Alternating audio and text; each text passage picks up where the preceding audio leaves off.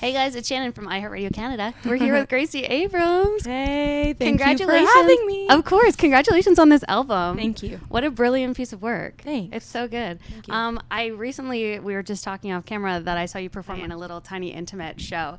And the thing that I feel like I took away most from it is just how excited you were to like be up there and be performing these songs and connecting with your fans too. You know, on TikTok where somebody will like comment on a video and they'll be like, I feel like we're on FaceTime. That's how it felt like watching you perform. I was like, I feel like it's just friends hanging out. So I'm so glad that's how it felt. That's the goal. And it feels like that for me too. Anytime I'm lucky enough to play in especially tiny rooms like that, it's just sweet. It feels like, family reunion or something. Yeah, totally. And I like that you always correct people when they bring up your fans. You're like, no, they're my friends. Yeah, that word is so strange to me. I love them all very much. Yeah. So. Do you have a fan base name? I don't know. Oh. I don't know. I don't know, and I don't think so. Okay. But if you have any ideas, go crazy. But yeah. Should brainstorm in the comments. Let Gracie know what it should be. How does this album release feel compared to the last one? Well, I get to share all of it with my best friend Audrey, who we wrote most of the songs together, and Aaron, who I have worked with now for a handful of years, and he's like the greatest ever. So I feel like it's been this like very joyful experience.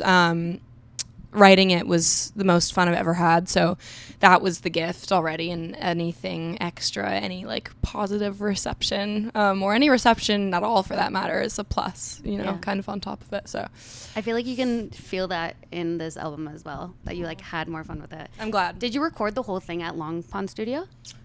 All yes, with the exception of Close to You, but the rest of them, all at Long Pond. Nice. And then were you writing at home with Audrey, or was that? We wrote. There's a few of them that we wrote at Long Pond, but otherwise they were all written at home, on our couch. We lived together, so it was like anytime I had a second to breathe between tour, when I was home, we'd just like catch up as quickly as possible, and that all ended up in the song. So it was just, it was fun. That's sweet. Who's the better roommate between you and Audrey? Like, who's messier? Who cooks more? Well, the thing is I'm gone all the time, which is super unfair. So she's probably the better roommate, just like literally by default. She's also super clean. She's incredibly clean. I cook, she cleans. Oh, nice. When I'm home. Yeah. But we both love to vacuum and sweep. Like, so, we do our part, I suppose. That's also nice probably for her to have a roommate that's like not there 100% of the time. I think / I also think it's like, she's like, I thought we were going to live together. I'm like, no, but it's been great. Whenever we are in the same place, it's like actual heaven on earth. Right. Yeah. You've talked about too, when you were writing these songs, that you were really envisioning performing them and having that in mind. Did also knowing that you were going to perform some of these songs on the Eras tour, did that influence the music that you made at all? Yeah, I think for sure. I mean, it was such an influential summer for me, being able to study her show, and also just feel what it's like to sing songs from like Good Riddance on that stage. And I'm like, I just really wanted to make a pop album, and it felt right just based on where Audrey and I were in our lives at the time when we were writing everything.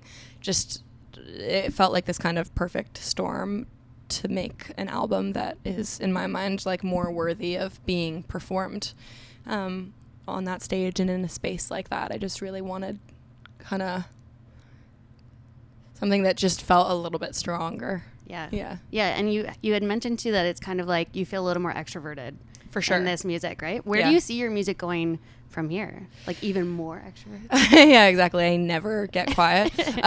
No, I don't know. I mean, I think what's been so sweet for Aaron and I with this album is that having made Good Riddance together, which was, one world, and then doing The Secret of Us, which is like a completely different, brain sort of, to learn that we can make things that sound very different together is cool. And then since making the album, we've already had a week of studio time and made a bunch of songs that feel very, very different from both Good Riddance and The Secret of Us. So it's kind of sweet. I don't know what it'll end up being. I don't know where will go. But it's just, I'm in a place right now where I feel like lucky to be just like generating different kinds of ideas and pieces. Yeah. Do you ever stop writing?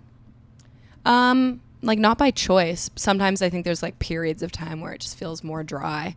But right now I'm in a good zone. I'm like, anytime I'm in a place where songs are coming up, you know, very frequently, I always get like nervous because I'm like, I just want it to stay like this forever. Why nervous? Because I know that there's just periods of time where sometimes a lot comes up, and then sometimes there's like a month or two where it's like, have I ever written a song before? Like, I don't know how. But yeah. Do you deal with imposter syndrome? I guess so. I feel like does everyone not? No. I feel like there are some people who don't at all. I mean, that's usually cool. Men. I feel like yeah. just like overconfidence, Yeah. but I mean, I think I am like, how is it that I have had most of the opportunities that I'm like, what the hell? Like, that doesn't feel like that's my life. Or I'm like, I don't feel like I'm deserving of. But I also feel like I'm just in general trying to be loose about everything right now. And like, that's the kind of disposition I feel like Audrey and I had when we were making the album, is just like surrender to like whatever feels fun and funny. And I hope to just let that carry out through the rest of the album rollout process and touring and everything. I'm just like, I want it to feel light. yeah. Yeah. I was gonna say, does that disbelief ever make it harder to enjoy the things as they come up, or do you feel like you have a handle on that? I just feel like hyper grateful anytime I'm doing anything related to the music that I make. So I'm definitely enjoying it all, and I feel very present for the like privileges that I've, been able to experience through the music. It's like all very much beyond me, like including this conversation, you know what I mean? I'm just like, it's very wild that I get to talk to people about the things that, we make. So thank you for your time and having me. Oh my goodness. So well deserved everything that you. you have. So that's awesome. The Toronto fans are so excited that you're opening the Eras Tour in excited. Toronto. I can't wait. That's going to be so exciting. Will we get a performance of us at the Toronto shows? You'll have to see. You can Who blink knows? twice if you want to give us anything. Yeah, who knows? Speaking of that song, though, Taylor Swift always has a significance with the track number 5 on her album as a song that's very emotional. Did you purposely choose the collab with her as track 5? Mm-hmm. Yeah. Mm-hmm.